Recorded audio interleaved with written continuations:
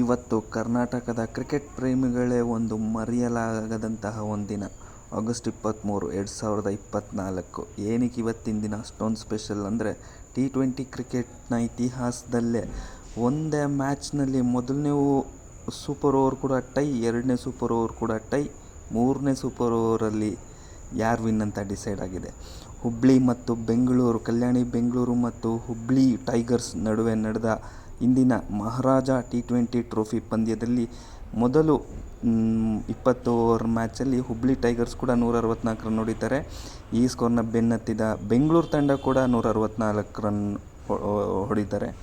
ಇದರ ನಂತರ ರಿಸಲ್ಟ್ಗೋಸ್ಕರ ನಡೆದ ಸೂಪರ್ ಓವರ್ನಲ್ಲಿ ಎರಡೂ ತಂಡ 10 ರನ್ ಹೊಡಿತಾರೆ. ಮತ್ತು T20 ಕ್ರಿಕೆಟ್ನ ನಿಯಮದ ಪ್ರಕಾರ ಎರಡನೇ ಸೂಪರ್ ಓವರ್ ಹೋಗ್ತಾರೆ. ಎರಡನೇ ಸೂಪರ್ ಓವರಲ್ಲಿ ಕೂಡ ಎರಡೂ ತಂಡಗಳು 8 ರನ್ ಹೊಡಿತಾರೆ. ಅದಾದ ನಂತರ ಮೂರನೇ ಸೂಪರ್ ಓವರಲ್ಲಿ ರಿಸಲ್ಟ್ ಬರುತ್ತೆ. ಆ ರಿಸಲ್ಟ್ ಹುಬ್ಳಿ ಫೇವರ್ಗೆ ಹೋಗುತ್ತೆ.